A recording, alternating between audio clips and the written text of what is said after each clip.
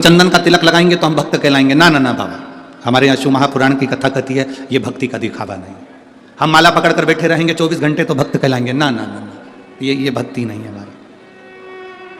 लोग आपसे कहें कि मंदिर में जाने से पहले तुमको कपड़ा बदलना पड़ेगा, मंदिर में जाने के लिए तुम्हें इस कलर का कपड़ा पहनना पड़ेगा, तुम्हें भगवान को पाने के लिए सफेद कपड़ा पहनना पड़ेगा, तुम्हें भगवान को पाने के लिए लाल कलर का कपड़ा पहनना पड़ेगा, तुम्हें भगवान को पाने के लिए ये वाले कलर का कपड़ा पहनना पड़ेगा, तो उसको समझा देना मेरा महादेव कपड़े बदलने से कभी प्रसन्न नहीं होता, मेरा महादेव कलेजा बदलने से प्रसन्न हो जाता है। कपड़ा बदलने से कभी परमात्मा प्रसन्न नहीं हुआ। आप जिंदगी में कितने भी कपड़े चेंज कर लो, भगवान को तुम्हारे कपड़े से कोई मतलब नहीं है। उसने तो एक कपड़ा तुम्हें देकर भेज दिया, वो कपड़ा तुम्हारा इतना जोरदार है, वो तन तुम्हारा शरीर इतना जोरदार है। भगवान ने कहा जो कपड़ा मैंने तुझे पहना कर भेजा है, बस इस कपड़े को तू मेला मत होने देना, इस कपड़े को तू गंदा मत होने देना। ये जो मैंने तुझे कपड़ा दिया है ये साधारण कपड़ा नहीं है, इसको गंदा मत होने दो।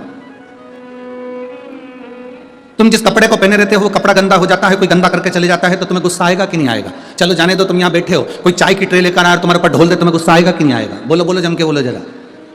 कोई शरबत लेकर आया यहाँ पर तुम्हारे ऊपर ढोल दे, तुम्हारे कपड़े गंदे कर दे, तुम्हें गुस्सा आएगा कि नहीं आएगा? तुम्हारा कपड़ा किसी ने गंदा करा तो तुम्हें क्रोध आ गया। और तुम्हारे घर में बैठकर कोई तुम्हारा समय गंदा कर जाता है, बैठकर दिन भर निंदा कर जाता है, अपशब्द कहकर जाता है, गालियां देकर जाता है, आड़ा टेढ़ा बोलकर जाता है, निंदा पर निंदा कर जाता है, तुम्हारे समय को बर्बाद कर जाता है, तो तुम्हें क्रोध क्यों नहीं आता? कपड़ा गंदा करा किसी ने तो तुम्हें क्रोध आ जाता है। तुम्हारा समय गंदा नहीं होना चाहिए। भगवान ने जो 21,600 श्वास मेरे परमात्मा ने प्रतिदिन तुमको निकलने के लिए दी है, ये 21,600 श्वास तुम्हारी व्यर्थ नहीं जाना चाहिए। 3.5 करोड़ रोम छिद्र परमात्मा ने जो दिए हैं ये भगवत भजन के लिए दिए हैं, ये गंदे नहीं होना चाहिए। 21,600 श्वास में से कुछ श्वास सोने में निकल गई, कुछ श्वास वैसे ही निकल गई, पर तुम्हारी श्वास गंदी मत होने देना। इन श्वासों को निंदा में, चुगली में, गाली में, अपशब्द में, क्रोध में जाने मत देना। इन श्वासों को संजोकर परमात्मा की भक्ति में लगाना। शरीर का कपड़ा गंदा होगा चल जाएगा, घर गंदा होगा चल जाएगा, छत गंदी होगी चल जाएगा, कुछ जगह गंदी होगी चल जाएगा, पर इस मन को कभी गंदा मत होने देना। इस मन को स्वच्छ बनाकर रखना, क्योंकि परमात्मा इसी में प्रवेश करता है, भगवान इसी में प्रवेश करता है, परमात्मा इसी में पहुंचता है। एक पत्र है,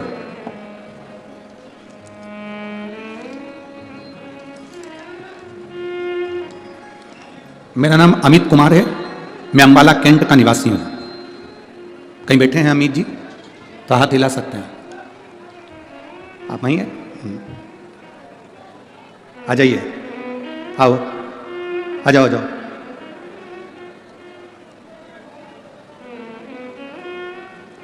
मेरा नाम अमित कुमार है, मैं अंबाला कैंट का निवासी हूं। मैं एक लोटे जल का वर्णन करना चाहता हूं। कई सालों से नशा कर रहा था, इतना नशे में डूब गया था कि मुझे अपनी भी सुध नहीं रहती थी। शायद दुनिया के लोगों ने मुझे नकारा समझा और मैं नशे में दिन रात लीन रहने लगा। गुरुदेव, इतना नशा करता था, इतना नशा करता था कि कुछ भी नहीं देखता था। एक बार ट्रेन से सफर कर रहा था, नशे के कारण ट्रेन की चपेट में आ गया और मेरे दोनों पांव कट गए।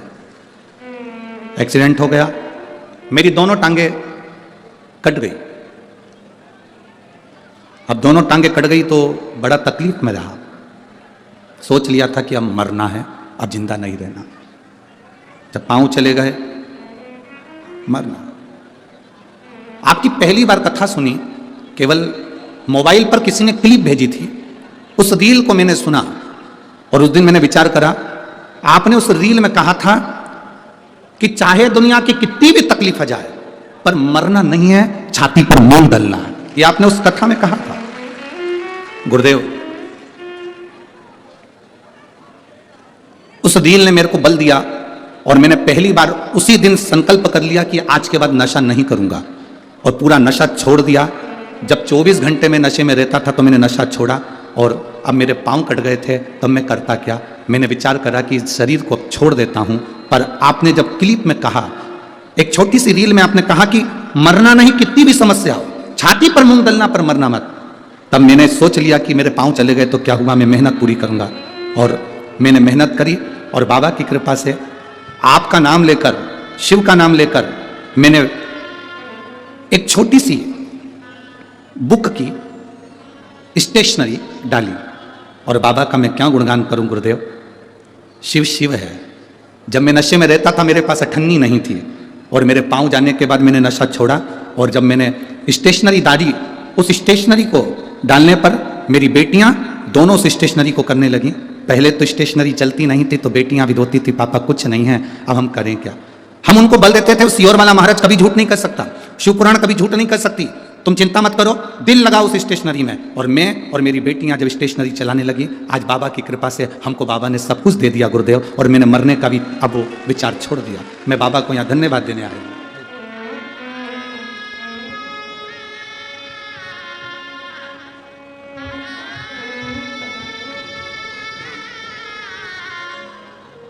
ठीक हो? अब स्टेशन ठीक चल रही है, ऐसा पूरा छोड़ दिया, ठीक है बेटी, ठीक है चल रहा है, अब स्टेशन ठीक है, बाबा अच्छा करेगा।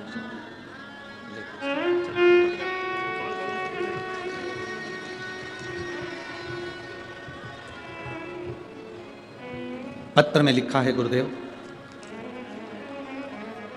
मेरी जिंदगी तो कब की खत्म हो गई होती अगर ये शिव पुराण नहीं होती, मेरा जीवन पूरा चले गया। जिंदगी जीवन आप लंगर चलाएं ना चलाएं, आप भूखे को भोजन कराएं ना कराएं, आप प्यासे को पानी पिलाएं ना पिलाएं, आप मंदिर में जाकर 2 अगरबत्ती लगाएं ना लगाएं, आप मंदिर में जाकर दीप जलाएं ना जलाएं, पर इतना जरूर करना कि किसी के चेहरे पर प्रसन्नता आ जाए, उससे बढ़कर दुनिया की कोई रोशनी नहीं हो सकती। गुरु नानक देव जी ने अपने शिष्यों को बस यही बात सिखाई है कि सबके चेहरे पर प्रसन्नता हो, सब में रब नजर आने लगे, सब में सुंदरता दिखती रहे, सब खुश रहे। सर्वे भवन्तु सुखी सुखी ना।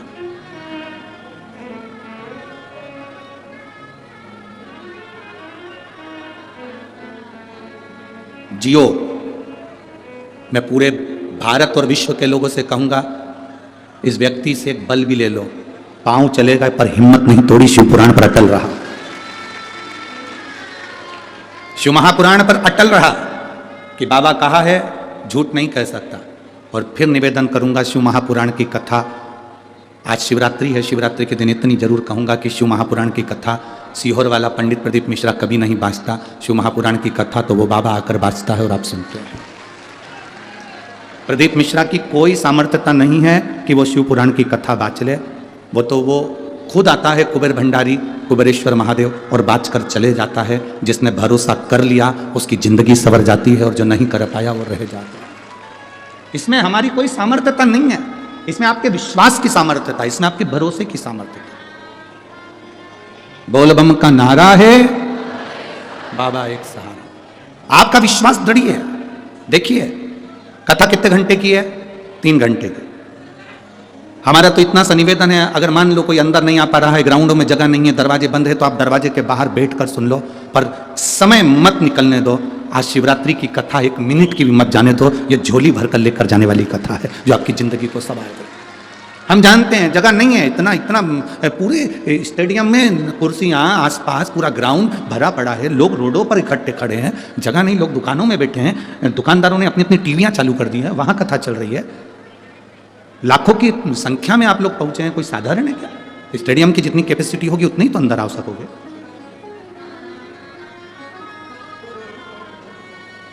और कितनी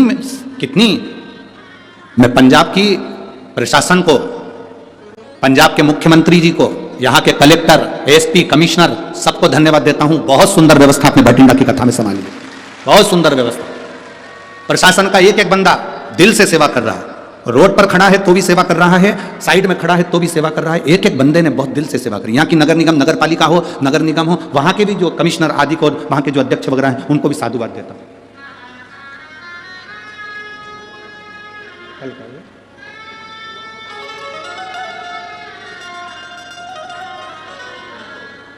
बहुत सुंदर व्यवस्था यहाँ प्रशासन संभाला है। बस आप लोगों से एक निवेदन है, ये भी लिख के अभी भेजा गया है कि सारे स्टेडियम के बाहर बहुत ज़्यादा भीड़ है, इसलिए आप लोगों से निवेदन है कि स्टेडियम के जितने गेट हैं उनके बाहर जो लोग खड़े हैं, आप लोग वहीं पर बैठकर कथा का रसपान करें और आवाज़ आपके वहाँ तक आए। हम बाबा से यही प्रार्थना करते हैं। स्टेडियम के किसी भी दरवाजे पर आप कोई भी धक्का मुक्की ना करते, वहीं बैठ जाओ। कंकर शंकर है, आप शिवरात्रि की कथा सुनने आए हो, जहां पूरे स्टेडियम के बाहर जितने गेट हो इस स्टेडियम के, उसके बाहर जहां जगह हो वहां बैठो और पसार कर झोली बाबा से प्रार्थना करो, बाबा मुझे खाली मत भेजना। मेरे को 3 शिवरात्रि में सीहोर की कथा में जाकर बोलना है कि मेरे बाबा ने मुझे पंजाब में जो कथा सुनी थी उसमें दिया मुझे बाबा। जब मैं 7 मार्च की कथा में सीहोर पहुंचूं, 13 मार्च तक कथा सुनूं, तो उसमें बाबा के सामने मेरा पत्र हो भटिंडा पंजाब का भी, और मैं कहूं बाबा से कि मैंने वहां की कथा सुनी थी और आपने कहा था गुरुजी ऐसा दान, ऐसा भजन, ऐसा पुण्य करना, वो बढ़कर मिलेगा और मुझे मिला। ये विश्वास आपके भीतर हो, एक भरोसा हम जगाएं हमारे भीतर भगवान की भक्ति का। दिखावे से दूर, सब जगह दिखावे से पंडित हो जाओ, दूर हो जाओ। हमें दिखावे से परमात्मा नहीं मिल सकता, दिखावे से कभी भगवान नहीं मिल सकता। आप कितने भी कपड़े चेंज कर लो, भगवान नहीं मिल सकता। भगवान को पाने के लिए केवल आपके भीतर विश्वास जागृत करना, भरोसा। और तेरा ही दिया मैंने खाया पिया है, तेरा शुक्रिया है, तेरा शुक्रिया है। मेरे बाबा ने बहुत दे दिया है, तेरा शुक्रिया है, तेरा शुक्रिया।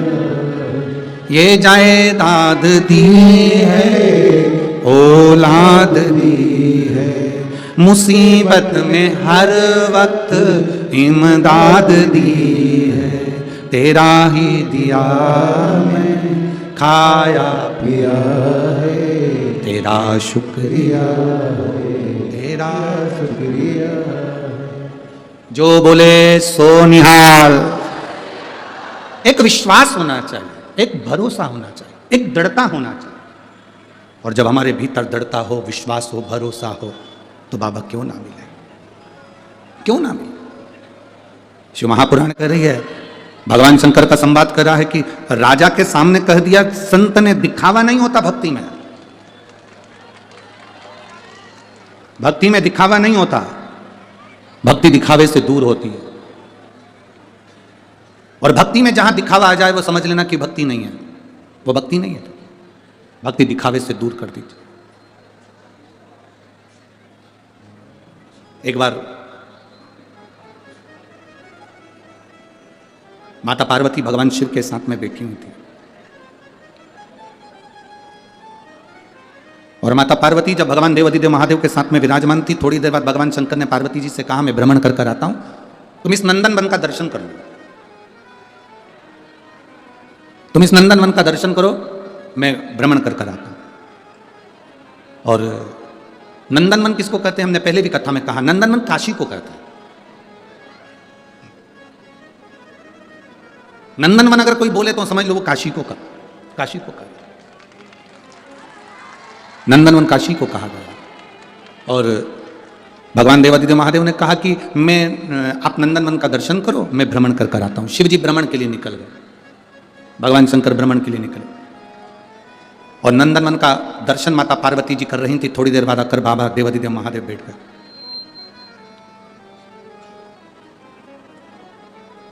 जैसे ही शिव जी बैठे, पार्वती जी पीछे से आकर उनके नेत्रों को बंद कर ली।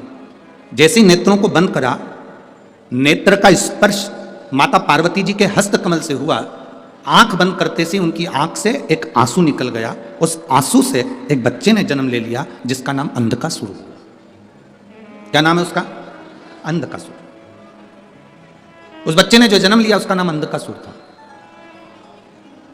अब अंधक को गोदी में माता पार्वती जी ने लिया, और पार्वती जी ने गोदी में लेकर भगवान शिव से कहा कि ये मेरा पुत्र है, आपके द्वारा प्रकट हुआ है, इसको मैं अपने पास रखूंगी। शिव जी ने मना कर दिया, नहीं पार्वती, ये मेरे नेत्र बंद करने के बाद प्रकट हुआ। ये कथा हमको सीखने के लिए है। भूखे को भोजन कराना है, जीते जी करा दो। प्यासे को पानी पिलाना है, जीते जी करा दो। लंगर लगाना है, जीते जी लगा लो। हम उल्टे चलते हैं। मरने के बाद हम ब्राह्मण को घर में बुलाकर कहते हैं, सब लोग हम तुम्हें को भोजन करा दे, मेरे पूर्वजों को मिल जाएगा। शिव महापुराण की कथा कहती है, अपने जीते जी अपने हाथों से दान करते चलो, अपने जीते जी अपने हाथों से पुण्य करते चलो। आज किसी ने प्रश्न किया था, गुरुजी हम अपने पैसे को ऊपर तक कैसे ले जा सकते हैं? हम अपने धन को ऊपर तक कैसे ले जा सकते हैं? आज किसी ने प्रश्न किया कि हम हमारा धन ऊपर तक कैसे लेकर जाएं? आपके पास कोई, जैसे आप शुगर का उपाय बता देते हो, जैसे आप बीमारी के उपाय बता देते हो, किडनी लीवर के उपाय बता देते हो, जैसे आप हर चीज़ के उपाय बता देते हो और लोग उसको कहते हैं कि आपने उपाय बताया, टोटका बताया, ये बताया, तो आपके पास कोई ऐसा उपाय है कि हमारा पैसा हम ऊपर ले जाएं?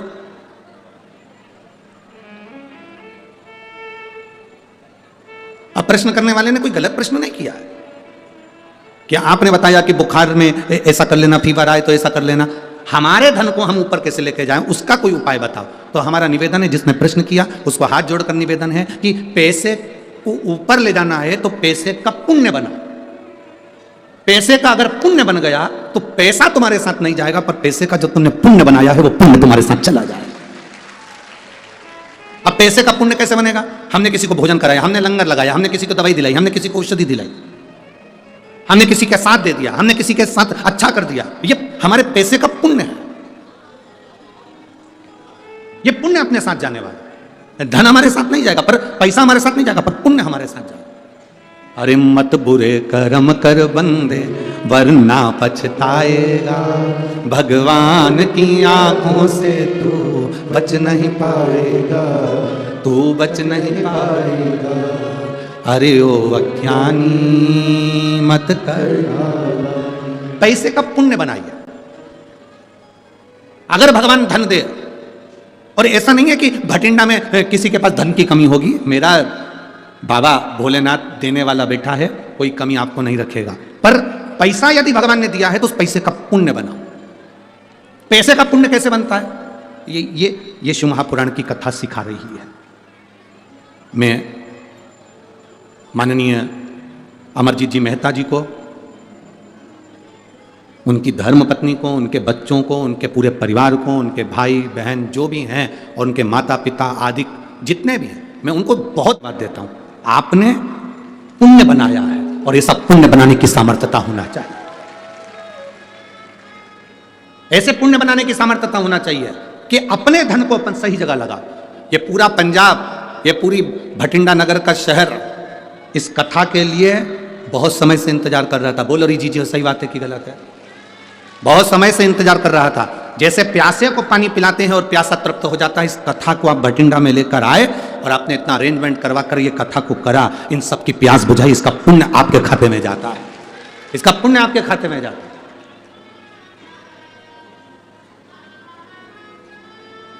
लाख आप अपने बच्चों का ब्याह करना, लाख आप अपनी बेटियों का ब्याह करना, अपने भाई का ब्याह करना, इसका ब्याह करना, उसका ब्याह करना, जो आनंद आपने जो 7 दिन की शिव पुराण में लिया होगा वो आनंद तो आपको विवाह में भी नहीं आएगा, क्योंकि ये भक्ति भगवान की है, ये अविरल भक्ति है, अविरल भक्ति।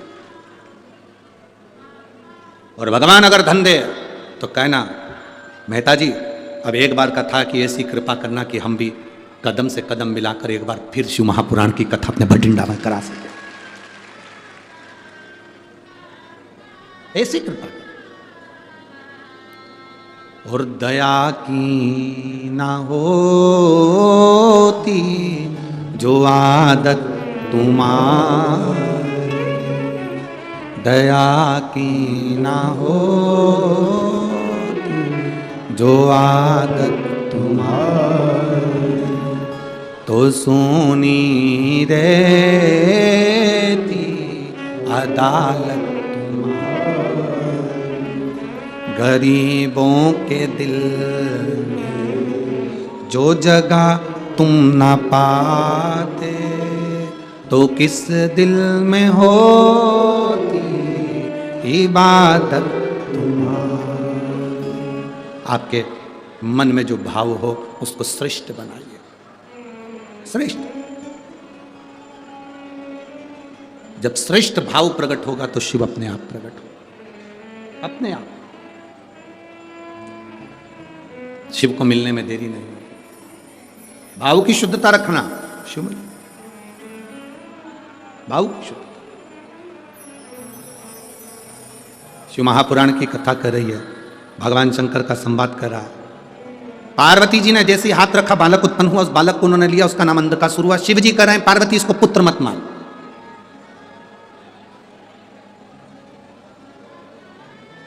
पार्वती इसको पुत्र मत मान। पार्वती इसको समुद्र में फेंक दे, फेंक इसको समुद्र में। पार्वती जी कहती नहीं नहीं नहीं, यह आपके द्वारा प्रकट हुआ है, मैं इसको फेंक नहीं सकती। शिव जी कह रहे हैं मेरे नेत्र बंद थे, उसके बाद प्रकट हुआ है। आपसे पूछेंगे एक बात, उत्तर जरूर देना। दिन में कोई तुम्हारे यहां आए, दरवाजा बजाकर तुम्हारे यहां आए, बेल बजाकर तुम्हारे यहां आए, वो तुम्हारा कौन कहलाएगा? अतिथि, मेहमान। बोलो सही है कि गलत है? रात को तुम सो गए, दरवाजे बंद, खिड़की में से कोई आए, अतिथि कहलाएगा?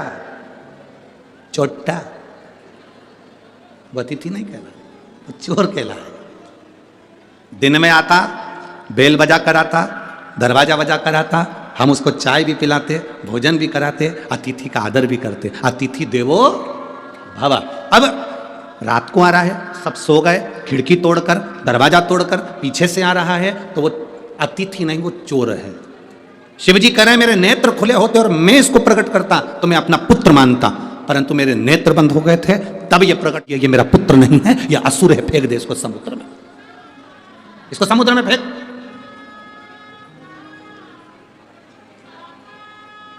इसको समुद्र में डाल दे, ये मेरा पुत्र नहीं है, डाल दे इसको समुद्र में। पार्वती जी ने उसको गले से लगा लिया, ये मेरा बेटा है, ये मेरा पुत्र है, ये मेरा बेटा है, मेरा पुत्र है। और यदि ये मेरा बेटा है और मेरा पुत्र है तो मैं इसको कैसे कैसे समुद्र में डाल सकती हूं? मैं नहीं डाल सकती। दुनिया बड़ी विचित्र है। एक लड़का लड़की के पास बैठा था, प्रेमी प्रेमिका के पास बैठा था, और बैठे हुए उससे कह रहा था,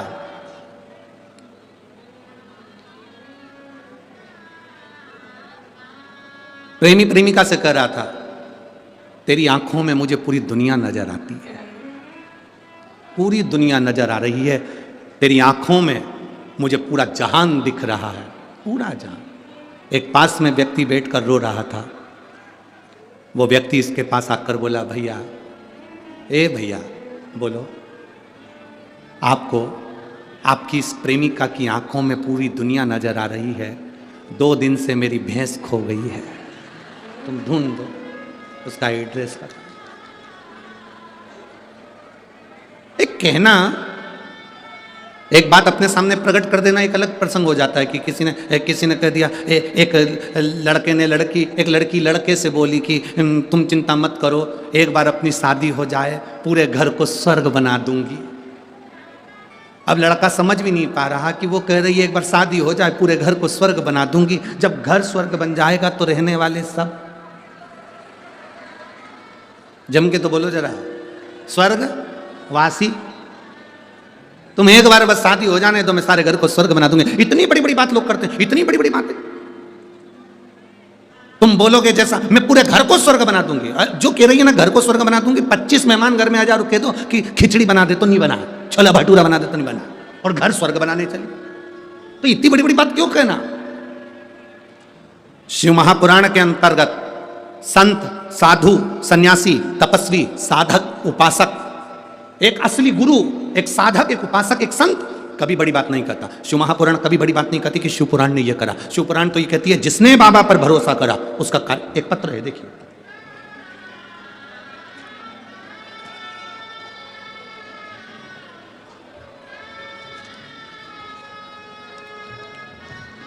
मेरा नाम रिया लाखवान, पति दीपक लाखवान, गांव बड़ो पला, फतेहाबाद, हरियाणा से हैं। कहीं बैठे हैं तो हाथ हिला सकते हैं। आप ही हैं? हाथ हिला दिए। श्री शिवाय नमस्तुभ्यं। फतेहाबाद हरियाणा से आए हैं। दोनों भाई आए हैं आपके? आए हुए हैं? दोनों भाई आए हैं? आ जाओ, दोनों आ जाओ। मेरा नाम रिया लाखवान, पति दीपक लाखवान, गांव बड़ोपल, फतेहाबाद, हरियाणा से आए। हम बाबा के एक लोटे जल का वर्णन करना चाहते हैं। 10 फरवरी 2023 को मेरे पति दीपक कुमार और मेरे देवर सुशील कुमार, दोनों भाई गाड़ी से जा रहे थे। अचानक उन दोनों का एक्सीडेंट हो गया। रात्रि के 10:30 बज रहे थे और उनका एक्सीडेंट हुआ। एक्सीडेंट होते से ही उनको कोई व्यक्ति मिला और उनको हॉस्पिटल में ले जाकर एडमिट कराया। सुशील कुमार और दीपक कुमार दोनों के इतनी चोट आई थी कि पूरे सिर के अंदर उनके ब्लड जम चुका था और उनको वेंटिलेटर पर डाल दिया गया। वेंटिलेटर पर डालने के बाद में 72 घंटा दिया गया। 72 घंटे में इनको होश नहीं आया। होश नहीं आया। डॉक्टरों के हिसाब से इनको जवाब दे दिया गया कि अब ये शरीर काम का नहीं है। जब वेंटिलेटर से उठाएंगे ये शरीर किसी काम का नहीं रहेगा।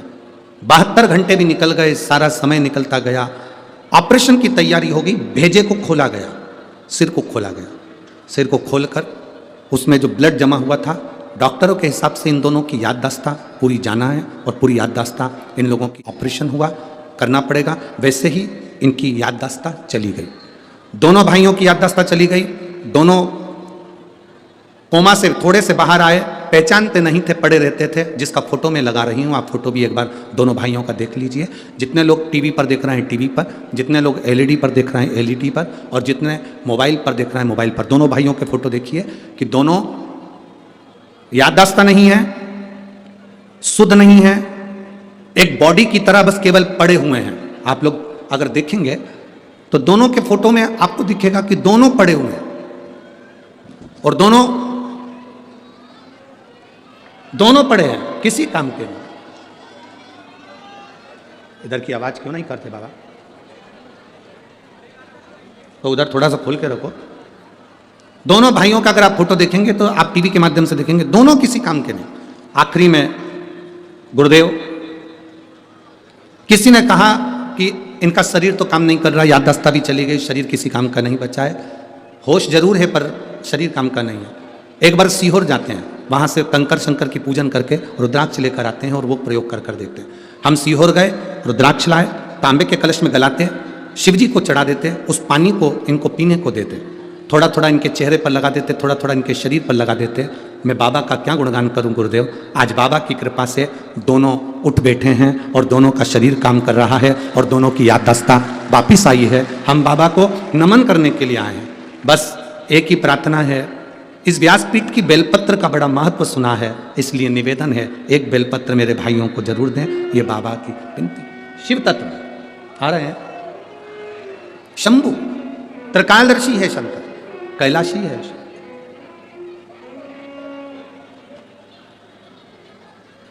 और तेरा ही दिया मैंने खाया पिया, तेरा शुक्रिया, तेरा ये शुक्राना देते रहो बाबा को।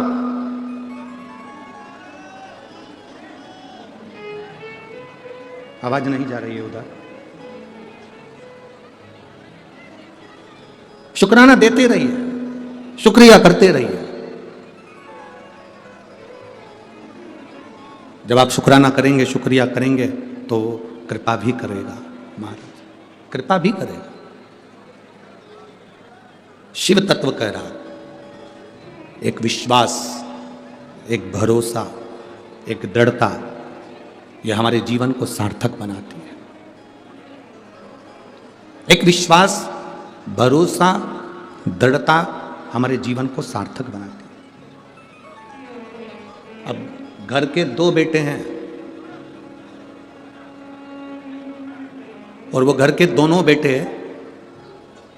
दोनों व्हील चेयर पर आ जाएं, शुद्ध भी नहीं, याददाश्त भी नहीं, शरीर काम भी ना करे, केवल पड़े हैं, केवल पड़े। जिंदगी का कितना बड़ा दुख होगा, कितना बड़ा। पर उन्होंने भरोसा करा, विश्वास करा, एक लोटा जल शिव जी को समर्पित करा और सारी समस्या का हल एक लोटा जल। हमसे कई लोग कहते हैं गुरुजी हम दूसरे धर्म से जुड़े हुए हैं, हम शंकर जी के मंदिर जाएंगे, लोग क्या कहेंगे। हम उनसे कहते हैं ईमानदारी से बोलना, जब शरीर में रोग होता है तो डॉक्टर से जाकर पूछते हो कि तू ब्राह्मण है कि क्षत्रिय है कि वैश्य है कि शूद्र है?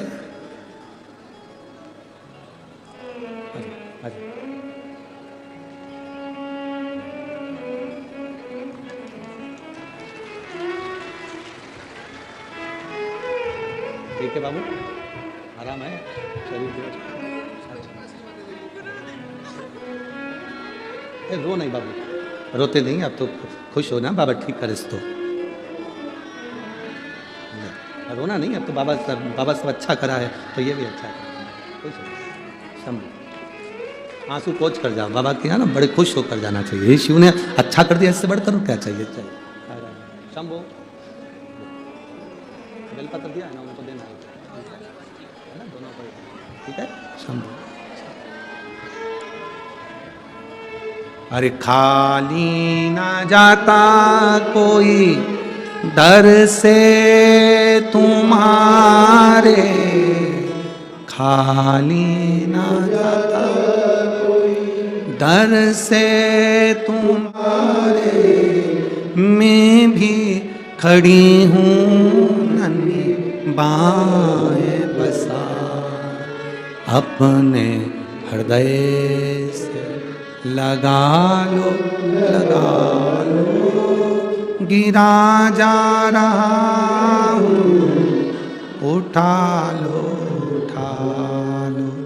भोले अपने दर से अब तो न टालो, गिरी जा रही हूँ, उठा लो। उसका भरोसा एक दृढ़ हो, विश्वास पक्का, सुनता है।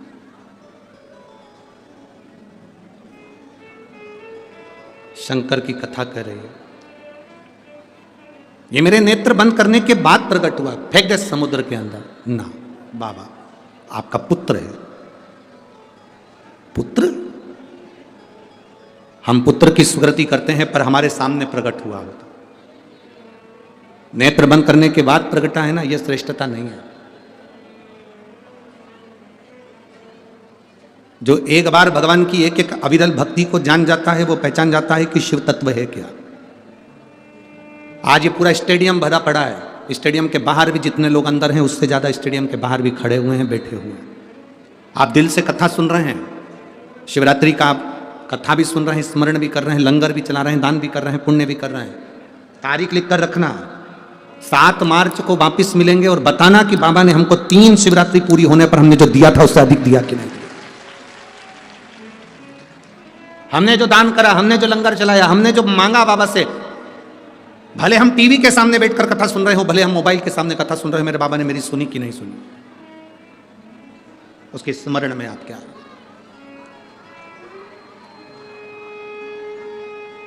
महाराज बालक प्रकट हुआ, नेत्र बंद करने के बाद समुद्र में फेंक दिया गया, समुद्र में डाल दिया गया। और समुद्र में जब उस बालक को फेंका गया तो नीचे जब हिरण्याक्ष ने उस बालक को झेल लिया और उस बालक को पाल पोस के बड़ा करा, हिरण्याक्ष के प्राण छिड़ गए, बरहा भगवान प्रकट हो गए, हिरण्याक्ष को मार दिया। हिरण्याक्ष के जाने के बाद अंधकासुर बड़ा हो गया। अंधकासुर जब बड़ा हुआ तो उसने वर मांगा, उसने वर मांगा। और अंधकासुर ने वर मांगा ब्रह्मा जी से, ब्रह्मदेव मुझे वर दीजिए। ब्रह्मा जी ने कहा क्या वर चाहिए, मैं कभी मरूं ना। ब्रह्मा जी ने कहा यह कभी नहीं हो सकता कि जिंदगी में कोई अमर पैदा हुआ, मरना तो पड़ेगा।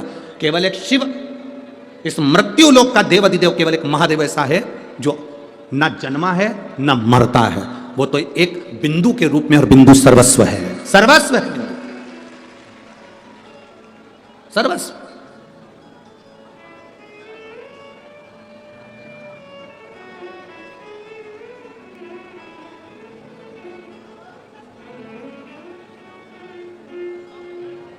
भारत की भूमि पर एक शिव जी का मंदिर ऐसा है जहां गुरु नानक देव जी बैठकर, गुरु नानक देव जी जहां बैठकर नामदेव जी महाराज को शंकर की विभूतियों का वर्णन कर रहे हैं। वो महाराष्ट्र का औंडा नागनाथ मंदिर है, जहां पर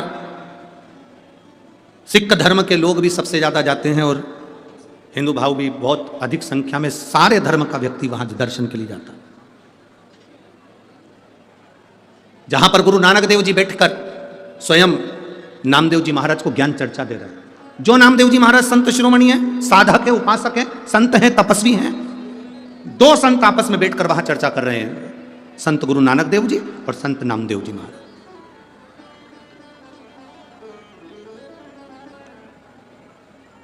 जब नामदेव जी महाराज को मंदिर में कीर्तन करने पर उठाकर बाहर कर दिया गया, उनको उठाकर बाहर कर दिया गया। जब उनको उठाकर बाहर फेंका गया, बाहर करा गया, तो जैसे ही उनको बाहर करा वैसे ही नामदेव जी महाराज की आंखों में जल भर गए। नामदेव जी महाराज की आंखों में जल, और नामदेव जी महाराज की आंखों में जैसे जल आया, नामदेव जी महाराज की आंखों में जैसे जल पहुंचा, हमको लगता है आज शिवरात्रि की कथा है और आप लोगों से फिर निवेदन है, बहुत शांति से सुनो, आपके कारण किसी दूसरे को तकलीफ ना हो। बड़ी आस लेकर बहुत दूर दूर से लोग, दरवाजे के बाहर भी बैठकर आप कथा सुन सकते हो। अगर आपके कानों में आवाज़ जा रही हो तो बड़े प्रेम से आप लोग कथा सुनिए। ये मौका फिर नहीं मिलेगा। सियोर वाला महाराज तो कल कथा कर कर यहाँ से चला जाएगा, पर आपकी झोली खाली ना रह जाए, बस ये आस लेकर बैठा हूँ कि वो भर जाए।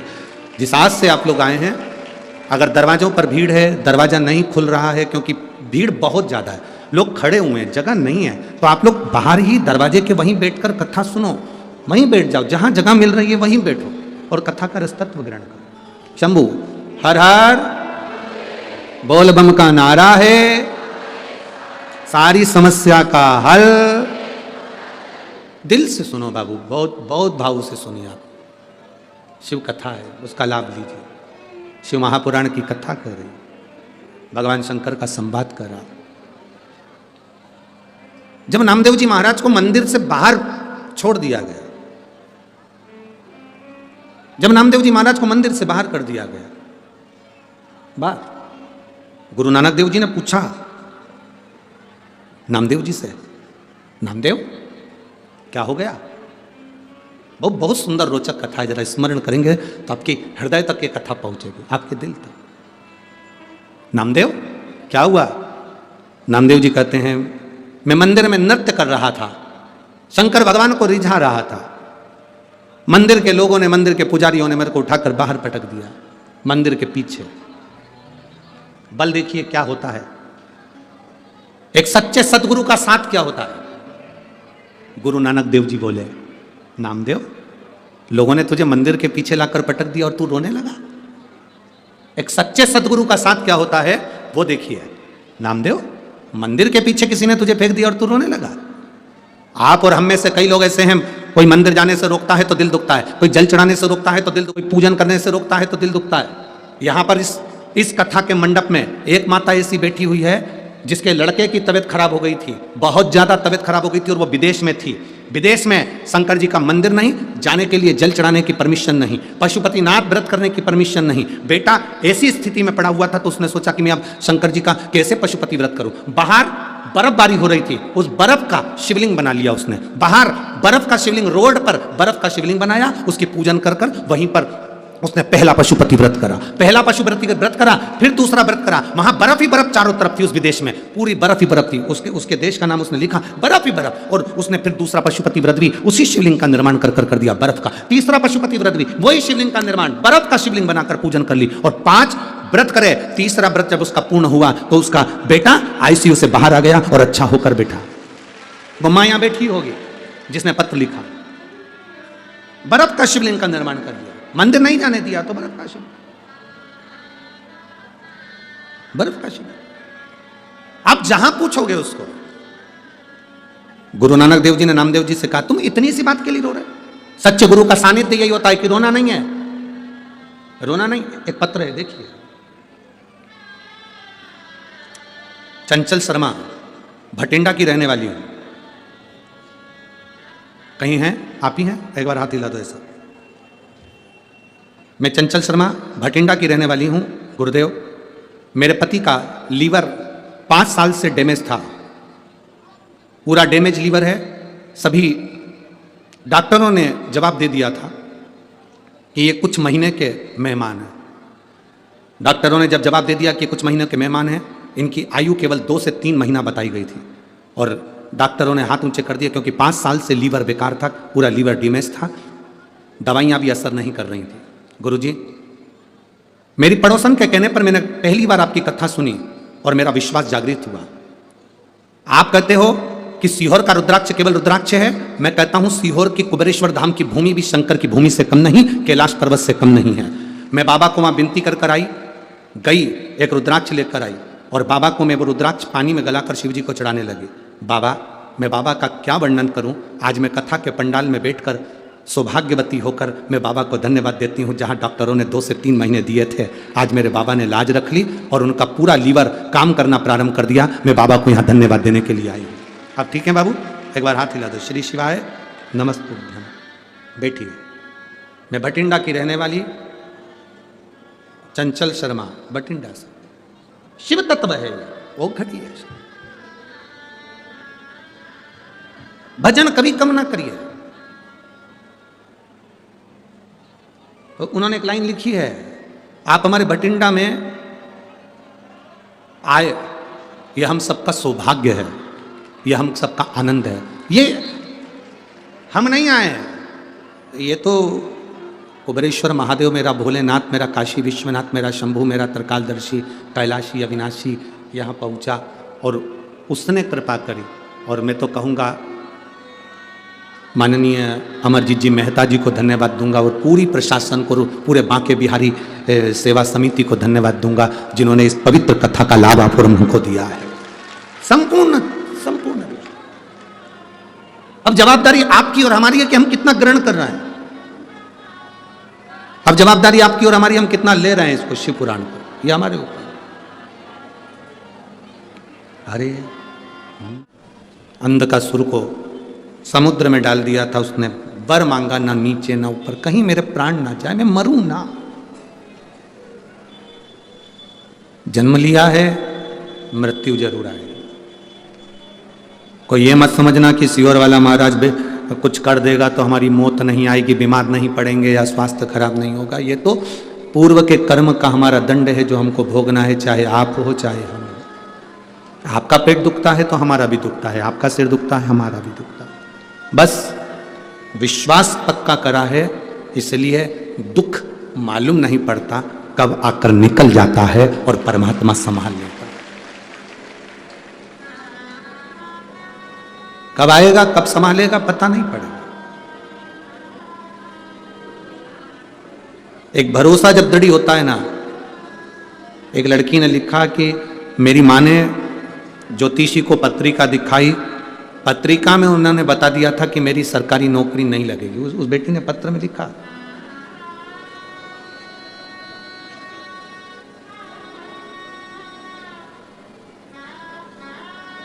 और वो बेटी लिखती है कि मेरी सरकारी नौकरी नहीं लगेगी, ये बोल दिया गया था। हरदीप गोस्वामी, सुनामा उधम सिंह वाला, संगरूर से आई हैं, कहीं बैठी होंगी तो हाथ हिला सकती हैं।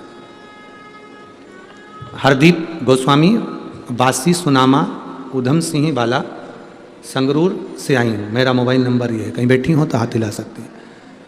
लिख रही हैं, हमारी माता जी ने पत्रिका दिखाई ज्योतिषी को, तो ज्योतिषी ने कह दिया था मेरे भाग्य में सरकारी नौकरी नहीं है। लेकिन मैंने मेरी मां से कहा, वो सीहोर वाला महाराज कहता है शंकर जी पे भरोसा करो तो टूटता नहीं है। तो एक बार मैं भी जल चढ़ा कर देखती हूँ। जल चढ़ाना प्रारंभ करा, इतने सालों से एग्जाम दिया था, नहीं हुआ।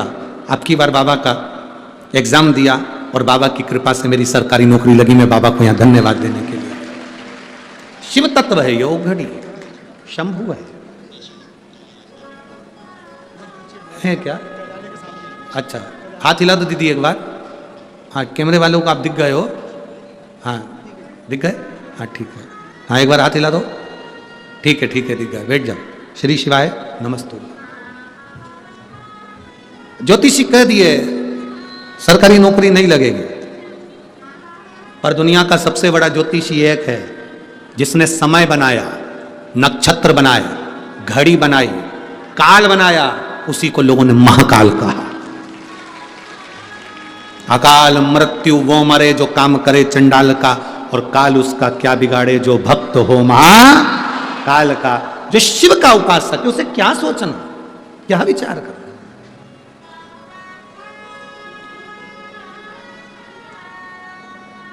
उसके भरोसे रहोगे ना तो कभी टेंशन नहीं आएगा। उसके भरोसे चलोगे तो जीवन में सुख का अनुभव करोगे, अनुभव। हाँ, भटकोगे तो कोई भरोसा नहीं, कोई भरोसा नहीं। हिम्मत मत छोड़ो। वृक्ष देखना, पेड़, पेड़ को देखो, वृक्ष को देखो। एक मौसम आता है वृक्ष की पूरी पत्तियां गिर जाती है, बोलो सही है कि गलत है? एक मौसम आता है वृक्ष पर बहुत सारे फूल लगते हैं, बाद में वो फूल टूट जाते हैं, बोलो बोलो, बोलते जाओ, सही है? एक समय ऐसा आता है कि पूरा वृक्ष एकदम वीराना हो जाता है, वीराना। पर जो उसकी जड़ होती है ना, पत्ती कितनी भी गिर जाए, फूल कितना भी गिर जाए, जड़ अफसोस नहीं करती। उसको मालूम है अगर मैं हिम्मत करूंगी तो वापिस पत्ती आएगी और वापिस फूल आएगा। पत्ती भी वापिस आएगी और फूल भी वापिस आएगा। हिम्मत मत हारो। वृक्ष, जड़ हिम्मत नहीं हारती, वो दबी रहती है, पानी लेती रहती है। आखिरी में उस पत्ती को वापिस आना पड़ता है और फूल को भी आना पड़ता है और फल को भी आना पड़ता है। उसकी हिम्मत उसने नहीं।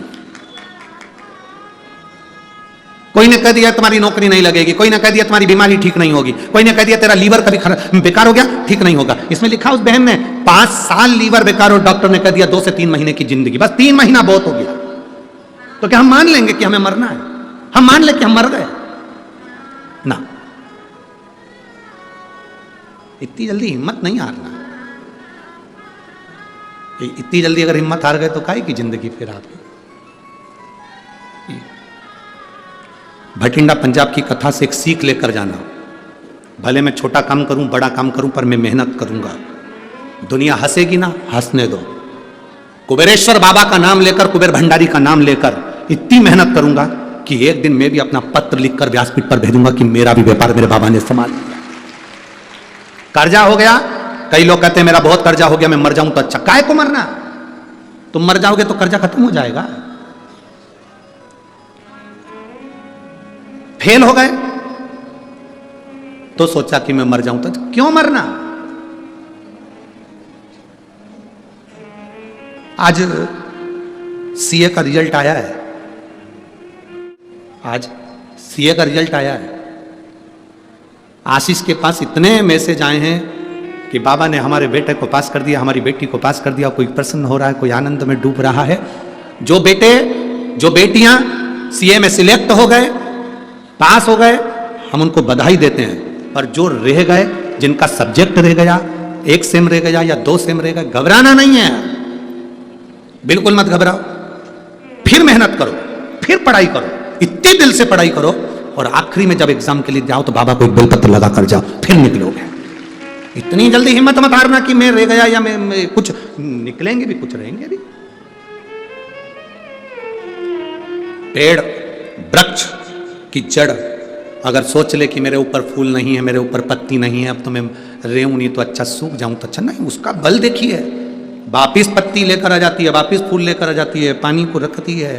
जड़ डोलती नहीं है, विश्वास मजबूत रखती है। दुख आएगा, ऐसा संसार में कोई नहीं जन्मा जिसको दुख नहीं आएगा। भगवान राम जी की जिंदगी में दुख आया, बोलो आया कि नहीं आया? भगवान राम जी की जिंदगी में दुख आया। भगवान कृष्ण के जीवन में दुख आया। जन्म कहीं हुआ, पढ़े कहीं, राज कहीं का था, भागना पड़ा युद्ध का मैदान छोड़कर। दुख नहीं तो और क्या है? ऐसी कौन है जिसकी जिंदगी में दुख नहीं आया? माता जानकी जी के जीवन में दुख था, माता रुक्मणी के जीवन में दुख था, राधा जी जिनका आप नाम स्मरण करते हो, क्या उनकी जिंदगी में दुख नहीं था? कितना दुख। मृत्यु लोक में आने के बाद परमात्मा को भी दुख भोगना पड़ता है। तो आप और हम कोई अलग से नहीं आए, हमको भी दुख भोगना पड़ता है। बस इतना याद रखना, राम जी की जिंदगी में दुख आया था तो उन्होंने शंकर जी की पूजन करी थी, फिर लंका पर चढ़ाई करी थी। भगवान कृष्ण के जीवन में दुख आया था तो उन्होंने नागेश्वर की स्थापना कर कर भगवान शंकर की पूजन करी, तब उनके घर में संतान की प्राप्ति हुई। सीता जी के जीवन में दुख आया तो उन्होंने शंकर जी की पूजन करी। राधा जी के जीवन में आया तो उन्होंने शिव जी का पूजन करा। 33 कोटि देवताओं के जीवन में दुख आया तो उन्होंने शंकर की आराधना करी और उस दुख का निवारण हुआ। आपकी जिंदगी में भी दुख आए तो 1 लोटा जल पकड़कर शिव जी के मंदिर जाना और दुख का निवारण करेगा। बोल बम का नारा है सारी समस्या का हल। वो जीवन में दुख का निवारण करेगा। अंधकासुर ने मांगा कि मेरे प्राण ना जाएं। अंधकासुर ने मांगा कि मेरे प्राण ना जाएं। ब्रह्मा जी ने कहा मरना तो पड़ेगा, मृत्यु निश्चित है, मौत आएगी, मरना तो पड़ेगा। बादाम खाओगे तो भी मरोगे, नहीं खाओगे तो भी मरोगे। गुलाब जामुन खाओगे तो भी मरोगे, नहीं खाओगे तो भी मरोगे। पार्लर जाओगे तो भी मरोगे, नहीं जाओगे तो भी मरोगे। कथा सुनोगे तो भी मरोगे, नहीं सुनोगे तो भी मरोगे। तो किसी ने कहा फिर काय को सुने? तुम ही तो कह रहे हो कथा सुनोगे तो भी मरोगे, नहीं सुनोगे तो भी मरोगे, फिर कथा क्यों सुने? उसका एक कारण, बिल्ली अपने मुंह से चूहे को पकड़ती है तो जिंदा छोड़ देती है? बोलो तो जम के नहीं। बिल्ली अपने मुंह से अपने बच्चे को पकड़कर साथ घर लेकर जाती है तो क्या उसको मार डालती है? नहीं, जिंदा रखती है। उसी तरह मौत तो आएगी, कथा सुनोगे तब भी और नहीं सुनोगे तब भी। बस अंतर इतना है, कथा नहीं सुनोगे तो चूहे जैसे मसले जाओगे, और अगर कथा सुन ली तो बिल्ली के बच्चे जैसे बच जाओगे। मौत तो आएगी, मृत्यु निश्चित है। काल आएगा, बिल्ली पकड़ेगी, काल पकड़ेगा, चूहे को भी पकड़ेगा और अपने बच्चे को भी पकड़ेगा, पर कष्ट नहीं आएगा। जीवन में ऐसा चलता रहेगा, ये जीवन है, होगा। हम दूसरे के सुख को देखकर सुखी हों और दूसरे के दुख को देखकर दुखी हों तो समझना कि हमारा मानव जीवन श्रेष्ठ है। एक बुढ़िया दरवाजे पर बैठी थी, सामने से कपास की गाड़ी निकली। रुई, रुई बोलते हो कपास बोलते हो? क्या बोलते हो? रुई, कपास की गाड़ी निकली। बुढ़िया ने सोचा इतना सारा कपास, इतनी सारी रुई, कितनी महंगी बिकेगी, कितना पैसा आएगा? तो पैसा आएगा तो उसका बंगला बन जाएगा, गाड़ी आ जाएगी। बुढ़िया दरवाजे पे बैठी बैठी चक्कर खा के नीचे गिर गई। उसके घर के लोग बाहर आए, माँ क्या हो गया? माँ उठो माँ। माँ को उठाने लगे, डॉक्टर को बुलाने लगे, अंदर ले गए, पानी का छिट्टा दिया, नहीं उठी। खूब उसको हिलाया डुलाया, नहीं उठी। सामने एक आंटी रहती थी, उन आंटी के पास में खबर पहुंच गई कि माँ बीमार हो गई। आंटी, मेरी मम्मी को ना जाने क्या हो गया। आंटी ने पूछा क्या हुआ? ना जाने क्या हो गया, चक्कर खा के गिर गई। आंटी ने पूछा कहाँ बैठी थी? घर के बाहर। घर के बाहर से कुछ निकला था? हाँ, कपास की गाड़ी निकली थी। अच्छा, तू जा, अभी तेरी माँ उठती है। आंटी दौड़ती दौड़ती आई और आकर बात, जीजी उठ, जिस कपास की गाड़ी को तू देख रही थी उसमें आग लग गई। जीजी उठ के बैठ गई, उठ के। दूसरे का वैभव देखकर डिप्रेशन में चली गई थी। दूसरे की सत्ता देखकर, दूसरे का वैभव देखकर, दूसरे का बंगला देखकर, गाड़ी देखकर उसको डिप्रेशन आ गया था, चक्कर खा के नीचे गिर गई थी। जैसे ही सुना कि उसकी गाड़ी में आग लग गई, खुश होके उठ गई, चक्कर खत्म। ऐसे कई लोग हैं दुनिया में जो किसी को सुखी नहीं देख पाते हैं, और ऐसे कई लोग हैं दुनिया में जो सबको सर्वे भवन्तु सुखी ना, सबको सुखी देगा।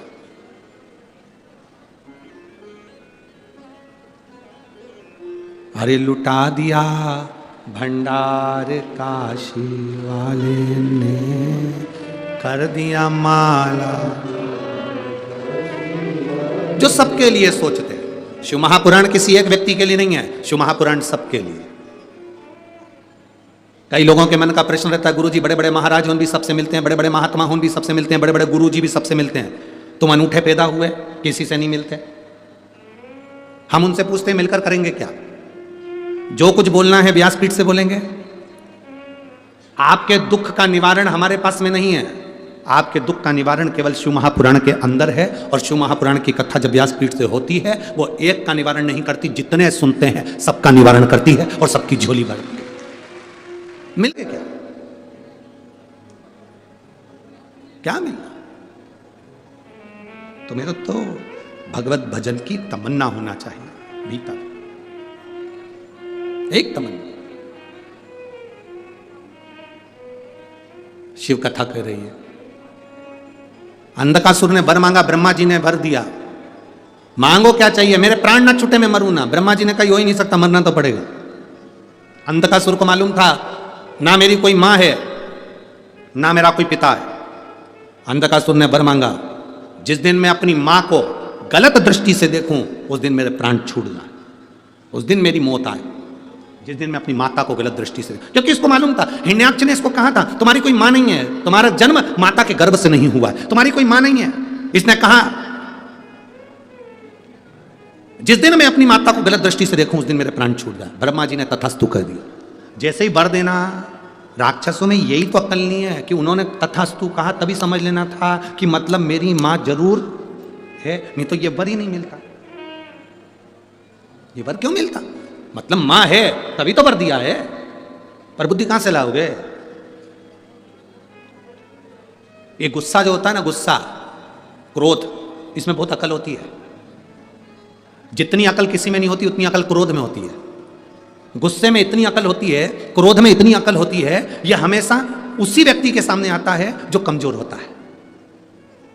कभी बोल्ड के सामने क्रोध नहीं आता। बता, वाणी ऐसी बोलिए मन का पाखो।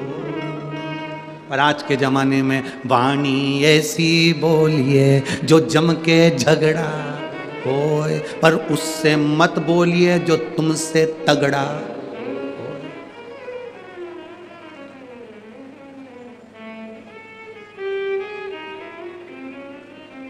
एक पत्र है,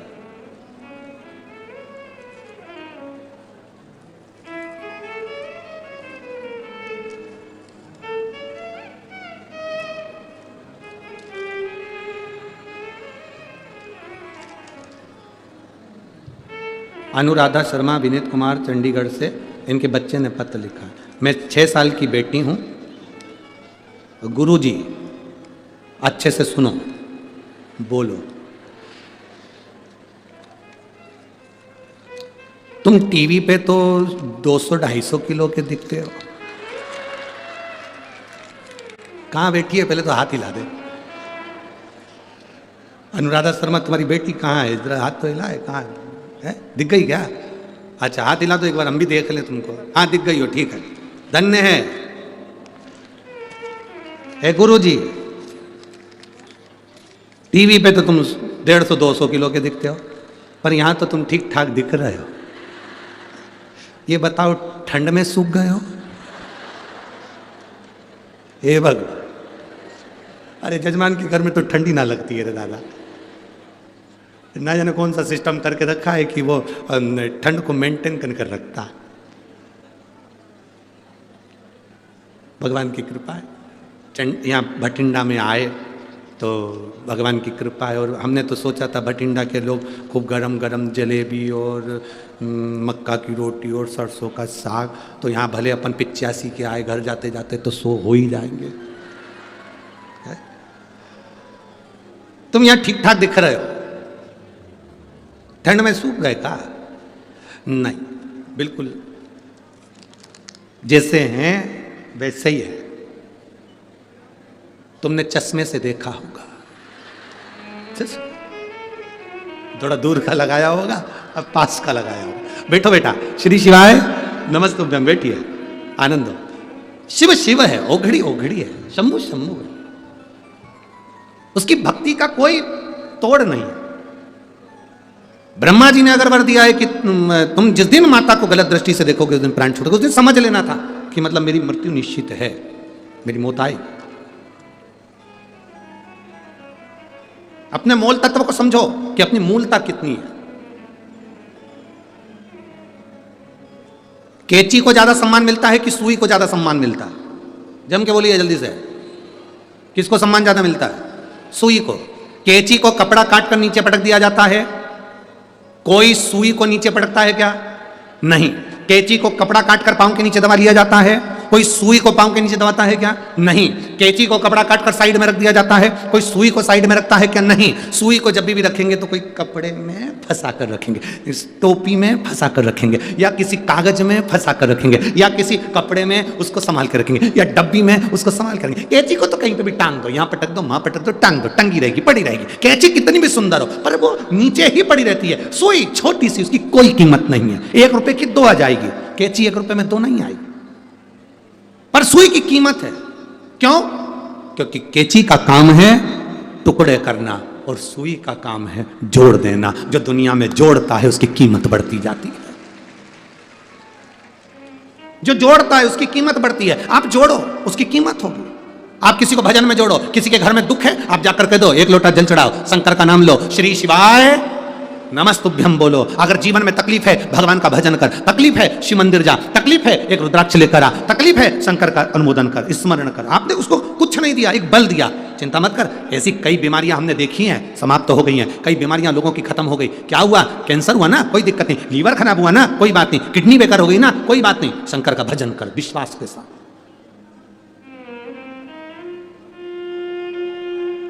एक हमारे सीहोर में अनिल जी सांडिल्य रहते हैं, बग्गी खाने में। अब वो अनिल जी सांडिल्य रहते हैं, उनकी बहन भोपाल में रहती है, अनीता वैद। उनकी किडनी पूरी डैमेज थी, बहुत किडनी लीवर काम नहीं कर रहा था। वो पहली बार जब कुबेरेश्वर धाम पर आई और अनिल सांडिल्य जी उनको लेकर आ मिलाया, उन्होंने कहा ये मेरी बहन है और इनकी किडनी लीवर काम नहीं कर रहा। हमने कहा देखिए अनिल भैया, हम तो कुछ नहीं बताते, पर इतना जरूर है कि रुद्राक्ष अगर मांग कर लेकर जा रहे हो, कंकर शंकर की पूजन कर कर जा रहे हो, तो अगली बार अगर सूचना आएगी तो आपकी किडनी लीवर जरूर काम करेगी। और कल उनका आज मैसेज आया तो उन्होंने कहा गुरुजी आपने लीवर और किडनी के जो बताए थे वो सब करे, और बाबा की कृपा से मेरी लीवर और किडनी काम करना प्रारंभ कर दी, मेरा कैटरीना भी ठीक हो गई। ये शिव तत्व है, वो घड़ी है। एक भरोसा, एक विश्वास, एक दृढ़ता होना चाहिए।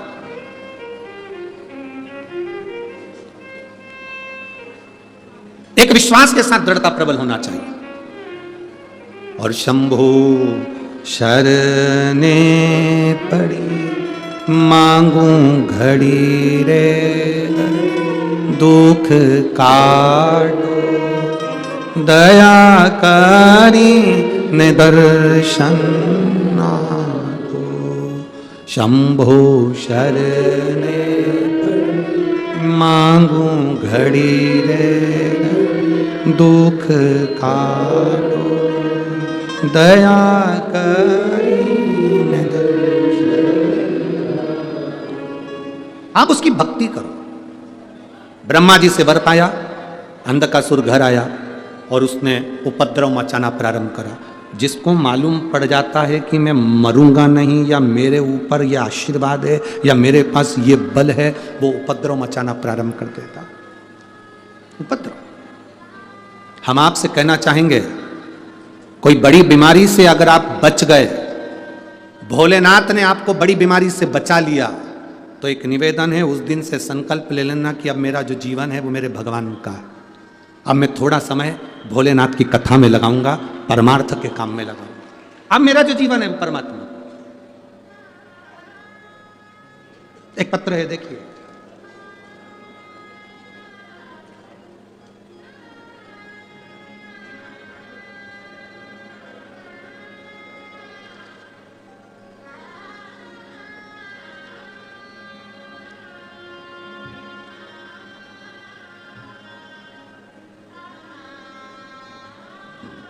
मैं कमला देवी, पत्नी श्री राम बाबू सिंगला, जाखल मंडी, तहसील टोहना, जिला फतेहाबाद, हरियाणा की रहने वाली हूँ। मेरा मोबाइल नंबर ये है। कहीं बैठी हैं? हाथ हिलाओ एक बार। हाँ, दिख गए हो, ठीक है। श्री शिवाय नमस्ते। मैं भोले बाबा का क्या वर्णन करूँ गुरुदेव। मेरे पति जून 2023 में बहुत बीमार हो गए थे, 3 महीने तक कुछ नहीं खाया। जांच कराने पर पता चला कि उनके फेफड़े बेकार हो गए, उसमें पानी भरा गया है। डॉक्टर ऑपरेशन का कह रहे हैं। पति आए हैं साथ में? पति आए हैं साथ में? नहीं आए। गुरुदेव डॉक्टर ऑपरेशन का कह दिए थे, तब हम बड़े दुखी हुए। तो हम 29 जून को बाबा की कथा का वर्णन श्रवण किया। एक बेलपत्र शिव जी को चढ़ाना, लोटा भर के जल चढ़ाना, उसको पाना प्रारंभ करा, पिलाना प्रारंभ करा, बेलपत्र खिलाना प्रारंभ करी। दूसरी बार जब जांच कराने के लिए गए तो बाबा का हम क्या गुणगान करें। डॉक्टरों ने कह दिया इनके फेफड़े का पानी निकलना प्रारंभ हो गया है, अब इनके ऑपरेशन की जरूरत नहीं है। ठीक है बाबू, हाथ हिलाइए एक बार। श्री शिवाय नमस्तुभ्यम। बैठिए। शंभू की कृपा इसी को कहते हैं, इसी को उदारता। अरे तेरा ही दिया मैंने खाया पिया, तेरा शुक्रिया, तेरा शुक्रिया।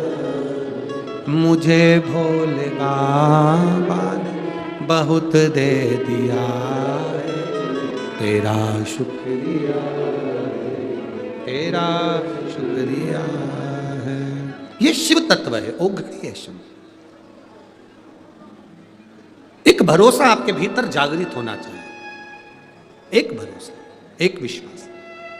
हमारे बीच में माननीय श्री अमन अरोड़ा जी पधारे हैं, कैबिनेट मंत्री पंजाब सरकार से। एक बार जोरदार ताली बजाकर उनका स्वागत, वंदन, अभिनंदन। मैं साधुवाद करता हूं माननीय श्री अमन अरोड़ा जी को, कैबिनेट मिनिस्टर पंजाब सरकार को। आप भगवान शिव की कथा में आज शिवरात्रि के दिन पधारे, आपको बहुत बहुत साधुवाद है। शिव तक एक बार जोरदार ताली बजाकर बहुत बहुत साधुवाद आपके लिए। शिव भक्ति का एक मूल है। अंधकासुर को लगा, उपद्रव मचाया। जैसे ही उपद्रव मचाना प्रारंभ करा, तब देवताओं ने कहा कि इसकी मृत्यु कैसे होगी। तो ब्रह्मा जी ने कहा मृत्यु केवल एक ही चीज से होगी, यदि अपनी माता को गलत दृष्टि से देखेगा। एक बार अंधकासुर ने अपने द्वारपालों से कहा मुझे विवाह करना है, जो सबसे सुंदर स्त्री है उसको मेरे लिए लेकर आ।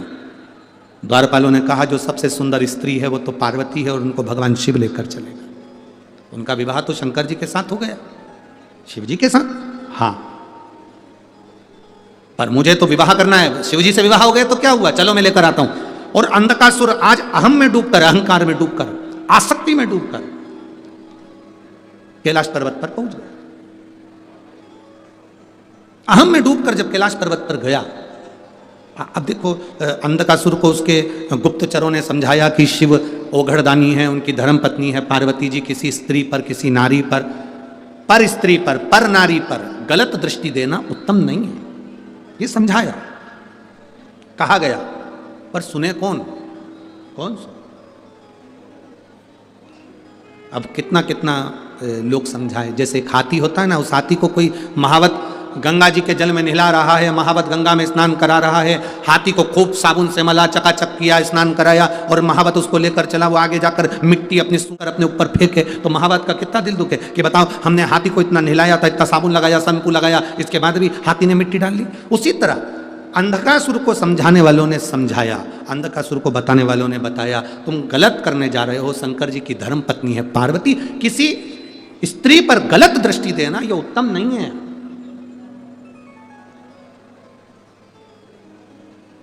जिसके गले में मंगलसूत्र है, मांग में सिंदूर है, माथे पर बिंदी है, हाथ में चूड़ी है, पांव में बिछुड़ी है, और तुम उस स्त्री को गलत दृष्टि से देखा, ये ठीक नहीं है, ये श्रेष्ठ नहीं है।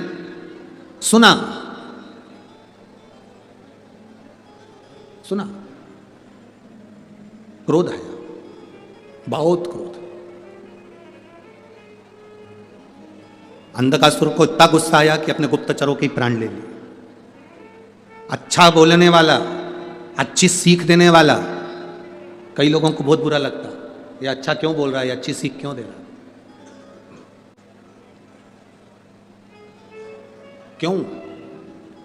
जितने राष्ट्र के संत हैं, साधु हैं, गुरुजन हैं, तपस्वी जन हैं, साधक हैं, उपासक हैं, चाहे वो संत नामदेव जी हों, चाहे गुरु नानक देव जी हों, चाहे रामकृष्ण परमहंस जी हों, चैतन्य महाप्रभु जी हों, श्रीमद् वल्लभाचार्य जी हों, श्री रामानुजाचार्य जी हों, श्री निम्बरकाचार्य जी हों, मीराबाई, कर्माबाई, नरसिंह मेहतान, ये सब जितने जितने राष्ट्र के संत हुए हैं, इन्होंने अच्छा देने का प्रयास करा, समझाने का प्रयास करा। जो समझ गया उसकी बुद्धि में बैठ गया, और बैठ गया तो आज तक उसका नाम लिया जाता। आज तक लोग कहते हैं कि उसने कुछ ग्रहण किया, और जो नहीं ले, यहाँ आप लोग बैठे हुए, आज शिवरात्रि, आज महीने की पहली शिवरात्रि 2024 की आज प्रथम शिवरात्रि का स्मरण करने बैठे हो। आप बैठे, आपने मुख से बाबा का नाम पुकारा, जैसे ही बाबा के नाम का पुकारना करा और उसके बाद में आपने अपने दिल की बात बाबा से कही तो उसने सुना। आप कहोगे तो सुनेगा।